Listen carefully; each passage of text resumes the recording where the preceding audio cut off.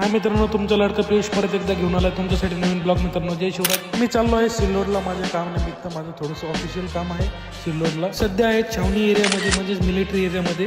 तर मिलिटरी एरियामध्ये हेल्मेट घालणं अनिवार्य आहे, कारण की त्यांचे नियम त्यांच्यासाठी, आमच्यासाठी आणि सगळ्यांसाठी कडक असतात. बघू शकता, हे छावणीचं एरियाचं पोलीस स्टेशन आहे.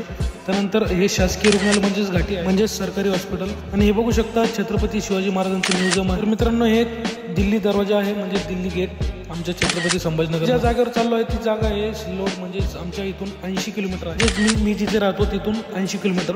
तर बघू शकता, हे समृद्धी महामार्ग म्हणजेच नागपूर मुंबई डायरेक्ट हा जोडणारा महामार्ग आहे. महामार्गाच्या खालून चाललो आहे. नंतर बघता बघता गाडी चालवता फुलंब्रीमध्ये एंटर झालोय. त्यानंतर मी थोडीशी तर आम्ही फायनली फर्स्ट स्टॉप घेतलाय. त्यानंतर दिसलं दीदीला हे पेरूचं झाड रस्त्याच्या बाजूलाच होतं.